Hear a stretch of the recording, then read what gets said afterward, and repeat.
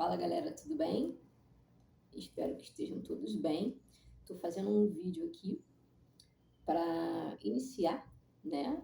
Reiniciar os novos vídeos do canal. E já entrando no clima aqui do retorno do ano letivo, do início do ano letivo de 2023. E eu queria abordar aqui com vocês uma questão interessante sobre a importância de estudar matérias de humanas, né? Tanto sociologia, que é a minha matéria de formação, né? Minha faculdade de ciências sociais, filosofia, que é a matéria mãe, né? De todos os pensamentos, história, que é importante para a gente saber, sempre lembrando que o contexto de época é fundamental para a gente compreender eventos passados que interferem, que talvez, em muitos casos, expliquem o processo de entendimento do momento em que a gente está inserido e que são importantes para que a gente não cometa, a gente que eu digo, sociedade, os mesmos erros. Infelizmente, a gente ainda comete, mas é importante a gente saber do processo histórico que nos trouxe até aqui. Geografia, né? E talvez, assim, o mais importante do vídeo de hoje, só para retorno dos diálogos e das análises, né? Que esse canal estava parado há muito tempo, mas o mais importante seja a gente compreender o quanto que é importante pensar, refletir, conhecer, estudar e analisar a vida humana em todas as suas possibilidades e processos, né? E aí eu acho interessante começar aqui essa reflexão observando quanto que a gente está num momento em que o estudo, propriamente dito, né? O estudo, aquilo que demanda de quem o faz, disposição, tempo, concentração, entusiasmo, curiosidade e perseverança. Como que o estudo hoje em dia, ele não é muito, apesar de muito falado, aos quatro ventos, ele não é muito estimulado nas novas gerações, nem nas gerações mais velhas. Por quê? Porque a gente tem essa lógica de que tempo é dinheiro. Então as pessoas elas fazem tudo com o objetivo de conseguir lucro, certo? Então o estudo ele não é algo que vai fazer você obter lucro, ele vai fazer você obter conhecimento. E com esse conhecimento você pode trabalhar em alguma área que em um determinado momento esteja sendo uma área com muitas vagas, com muitas, né? E aí, beleza, você tem para dar naquele momento e aí, consequentemente, pressupõe que você consiga bons rendimentos, fruto do que você tem de conhecimento. Olha só o verbo que eu usei, tem de conhecimento, ou seja, você adquire ao estudar. Não é algo efêmero, né? E além de não ser efêmero, é algo que você precisa continuar fazendo. O processo de aprendizagem, ele é contínuo. Exemplo, se eu tivesse feito a faculdade de Ciências Sociais e tivesse trabalhado em outra área, por mais que naquele momento eu fosse uma excelente aluna e gostasse muito de estudar, que nem foi o caso, né? Gostar de estudar foi o caso, mas excelente aluna eu nunca fui, eu sempre fui uma pessoa mediana. Mas eu sempre tive uma constância, eu sempre tive uma abnegação e uma perseverança, que é extremamente importante. Mas mesmo que eu fosse essa pessoa aí, que eu coloquei como hipótese inicial aí no nosso exemplo, se eu tivesse ido trabalhar em outra área, certamente os pensadores, o raciocínio sociológico estivesse bem o conhecimento que eu tenho sobre os pensadores e tal estivesse bem adormecido. Por quê? Porque, primeiro, eu estaria vivendo uma outra realidade, e segundo, eu teria parado de estudar. Como eu continuei na carreira, e lecionar é algo muito bacana, porque lecionar não é algo estático. Aliás, nada na vida é estático. Mas lecionar fica muito nítido, porque você não tem, por mais que as pessoas digam, o professor, ele fica estagnado ali naquele conhecimento ali, não existe isso. Só se, quer dizer, pode até existir, mas aí vai ser uma exceção, porque quando a gente explica, a gente está sempre se revisitando no conhecimento, né? E dependendo do estilo do professor, ele está sempre realmente estudando mais. A maioria estuda mais sempre. Então, como eu continuo estudando desde o momento que eu fiz faculdade até hoje, porque eu leciono,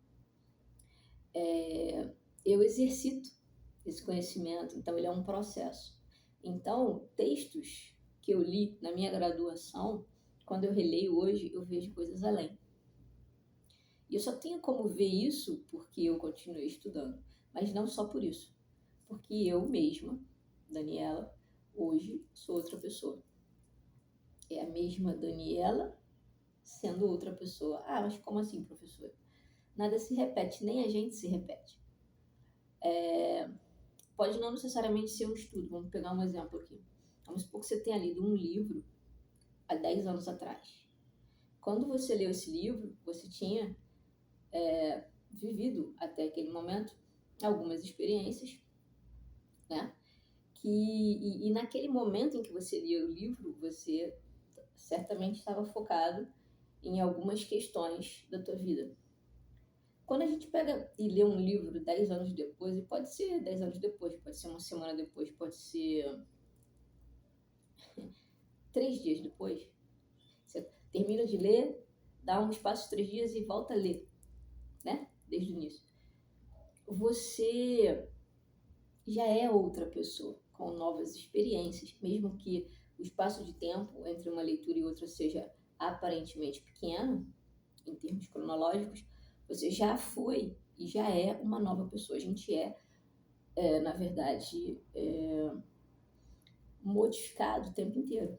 Depois que eu terminar esse vídeo aqui, eu sou outra pessoa. Mas como assim, professora? Não.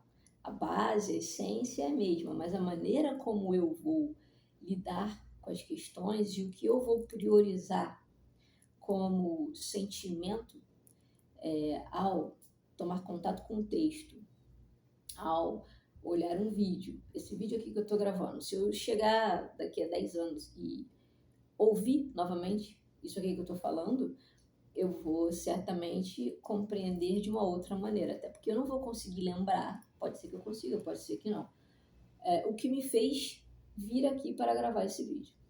Então, resumo da ópera. A gente sempre, mesmo que sejam as mesmas obras, a gente sempre as reinterpreta de outra maneira, porque a gente é outra pessoa quando volta para ler algo. Então, o estudo, e o que eu falei tudo isso, né? Primeiro, isso é um raciocínio filosófico, todos são quando se faz uma análise sobre alguma coisa. E segundo, o estudo é um processo.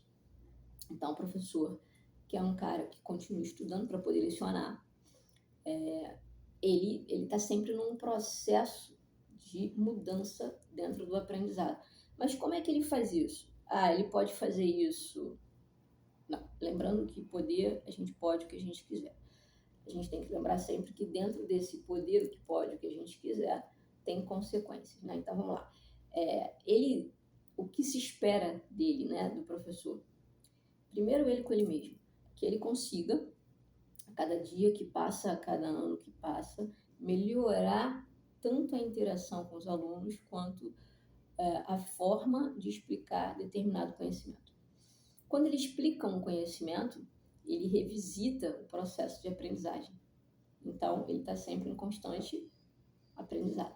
Mas se a gente observar, todos nós estamos. Só que algumas pessoas, no dia a dia, né? Algumas pessoas observam essa questão do aprendizado e outras não observam. E aí é um momento que você não observa, a tendência é que você não absorva novos conhecimentos. Por que eu estou falando tudo isso nesse vídeo que está extenso, já que eu vou finalizar já? É para mostrar o quanto que o pensamento ele é uma constante que tem que ser, ou deve ser, não tem que nada, né? Deve ser sempre estimulado para que a gente faça as sinapses cerebrais e para que a gente consiga, que é o objetivo maior da vida, na minha visão, se relacionar melhor com os indivíduos. Quanto mais conhecimento, espera-se, não é garantido, que nada é garantido, espera-se que você tenha mais condições de acionar as questões que compõem o pensamento para melhorar a forma como a gente se relaciona com os outros, certo? Então, o estímulo ao pensamento nas escolas e nos conhecimentos de uma forma geral, na formação de faculdade também, formação de curso técnico, qualquer formação, os conhecimentos relacionados ao que a gente chama, ao que a gente denominou como área de humanas, eles são extremamente importantes. E eles são, como tudo na vida, prática. Exercício físico, você vai para academia, nunca fez. Começa uma série de exercício físico, é incômodo, muita coisa. Dia seguinte você vai estar como? Com muita dor. Mas se você continuar, a tendência é que você faça o seu corpo se adaptar com aquele movimento que é bom para a saúde daquele corpo, de qualquer corpo. Pensamento é a mesma coisa. Você não vai ter uma dor física por começar a estimular raciocínio e análise, mas você vai criar um hábito que talvez diminua as dores físicas e as dores da alma, que são típicas do mundo em que a gente está vivendo. Porque o mundo é denso, o mundo é complexo. Então, pensar sobre esse mundo e pensar como que a gente pode lidar com as questões desse mundo é fundamental para a saúde dos seres humanos. E aí, nesse caso aqui, saúde mental. Comecei a falar muito, já viu que o ano vai ser de muita reflexão. E assim, espero que você fique aqui comigo ao longo dos próximos vídeos. Um forte abraço para todos. Que seja um ano letivo de 2023 muito próspero de conhecimento e reflexão. Vamos que vamos.